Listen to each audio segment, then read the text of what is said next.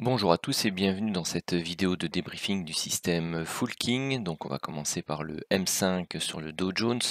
Donc j'ai deux journées à débriefer, la journée de mercredi 28 et jeudi 29. Donc je vais certainement splitter le 5 minutes et le 100 tick en deux vidéos différentes afin que ce ne soit pas trop long.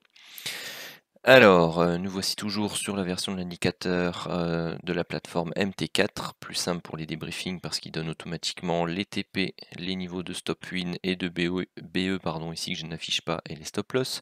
Il vous dessine automatiquement les box, le break des box. Il vous donne ici automatiquement les validations des setups de divergence. Et donc c'est beaucoup plus simple et plus rapide pour le débriefing. Alors, avec le changement horaire, on commence ici sur cette plateforme-là à partir de 11 h. Donc 11 h, c'était... Hop. Voilà, quelque part ici. Donc on n'a pas de validation ici du setup de divergence. On a une première box qui n'est pas validée. On a une deuxième box qui elle est validée ici. Donc on n'atteint pas notre niveau de stop qui était placé là. On atteint par contre notre premier objectif ici, le TP1. On se met en stop win juste derrière et on se fait avoir donc à 2 fois TP1. Donc on a 2 fois 75 points ici. Pardon, toutes mes excuses, on se met en stop win ici, mais on va rechercher ici notre objectif de TP2. Donc on a 75 points et 130, 135 points ici. On a une deuxième alerte ici, donc le break est validé au niveau de la boîte. Ici par contre, eh bien, tout simplement, on se prend un stop de 150 points, donc avec les deux lots. Le setup suivant est le setup de divergence ici haussier. Donc voilà, donc ici on prend position sur la bougie, donc celle-ci, donc à la clôture, donc légèrement à l'open sur celle-là. On prend notre extension Fibonacci depuis le plus bas qui a donné naissance à la divergence jusqu'à la clôture de la bougie. Et le premier objectif est ici les 100%.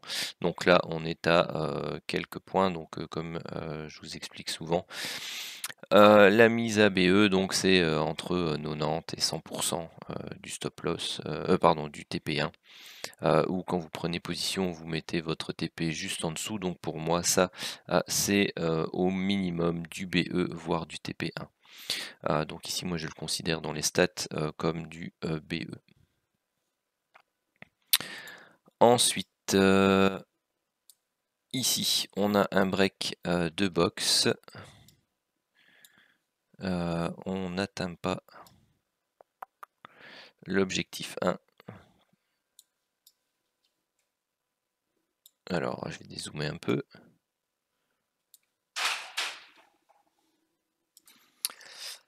Alors, donc le break de cette box-ci, vous aviez un stop loss de plus de 400 points. Donc bon, voilà. Je vais la traiter comme si le robot l'avait prise. Maintenant, bon, 435 points de stop loss, c'est gigantesque. Ici, donc, on prenait position là. En plus, bon, c'était une position qui était visiblement relativement difficile à gérer puisque on part en gain, on se retrouve en drawdown, on part bien en gain, donc on est à proximité du TP1 ici, donc quasi touché hein, à ce niveau-là. Donc après c'est un peu comme tout à l'heure, soit vous avez touché votre TP1, parce que bon voilà il est à 6 points, hein, donc soit vous avez touché votre TP1, soit vous êtes ABE.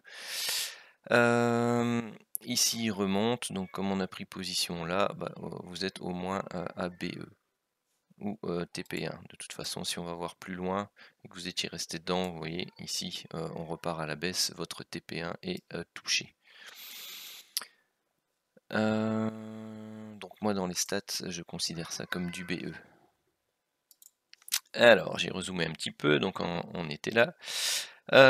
Donc ici, ensuite, pas de validation, donc on est autour de 20 h. Hop.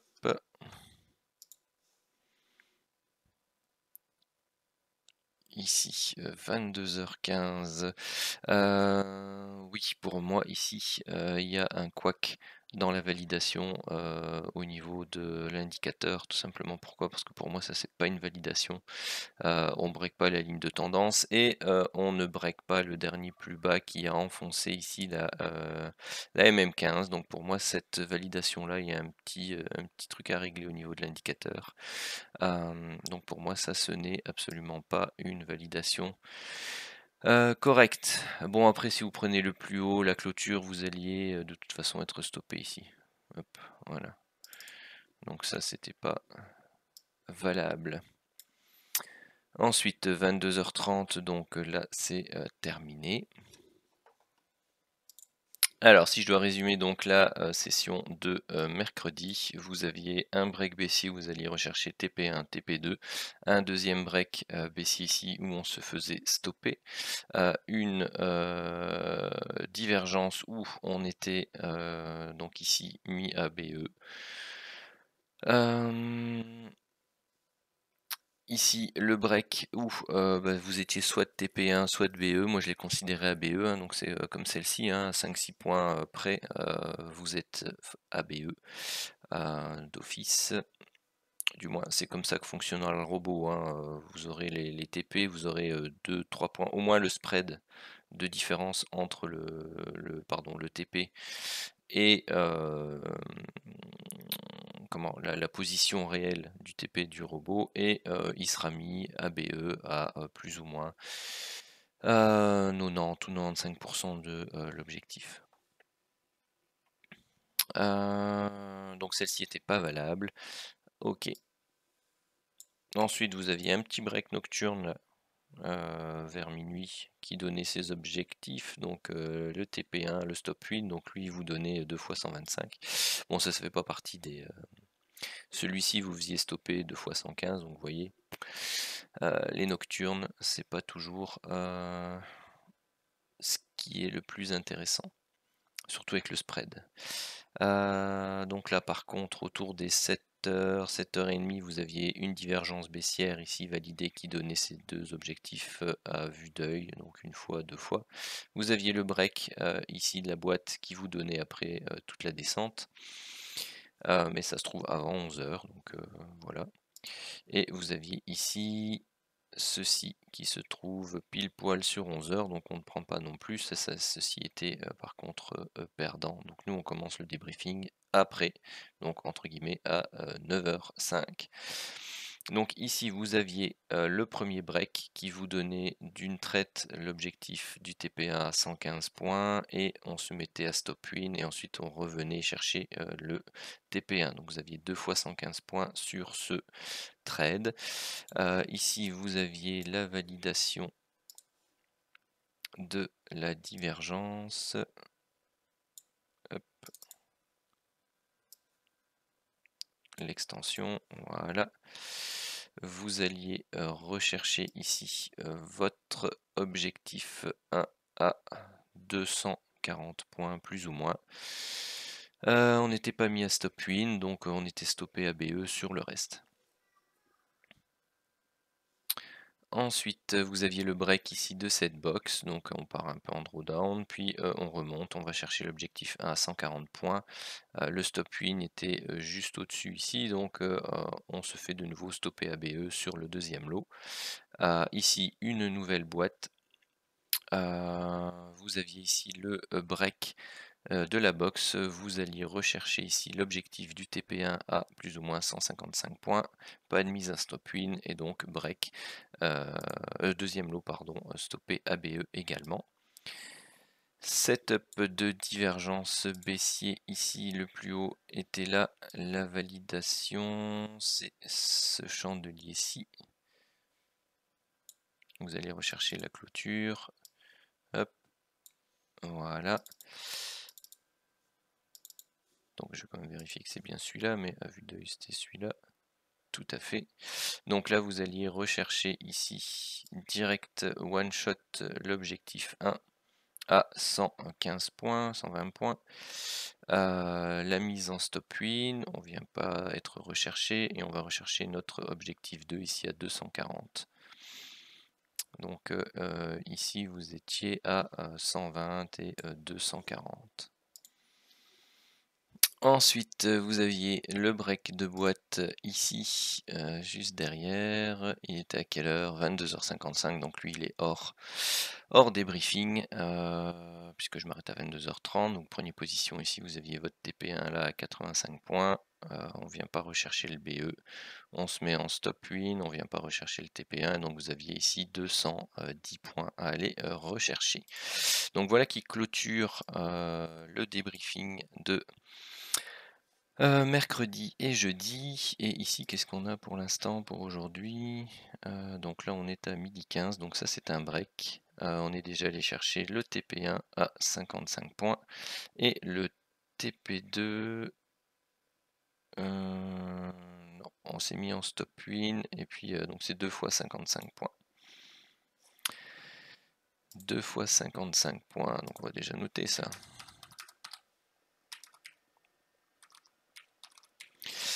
Alors, le bilan de mercredi, nous étions à moins 95 points et le bilan de jeudi, nous étions à plus 1420 points et nous sommes déjà ici à 110 points pour aujourd'hui, ce qui pour l'instant nous fait une semaine à plus 1825. Plus les toc toc toc, donc là on était à 2000, 2600. 2600, 2100, 2100, on est quasi à 4000 points ici pour l'instant sur le mois d'octobre, sachant qu'il reste encore aujourd'hui à terminer. Voilà, j'espère que vous avez pu vous régaler sur la journée d'hier avec un super beau potentiel de gain autour des 1400 points. Donc ça c'est vraiment une journée sublime, à contrario d'une journée comme celle de mardi. Donc vous voyez la différence où vous avez une journée avec une bonne volatilité. Donc c'est une volatilité avec des directions intraday relativement fortes, à une journée où vous avez de la volatilité mais dans laquelle vous êtes sur une journée d'hésitation en fait. Donc vous avez les deux types de journées ici. La première peut être très embêtante et faire mal. La deuxième peut être très gaie et très rémunératrice. Sur ce, je vous souhaite une très bonne journée de trading et je ferai sans doute les débriefings sans tic dans une autre vidéo. Peut-être avec le débriefing M5 de la journée d'aujourd'hui. À bientôt!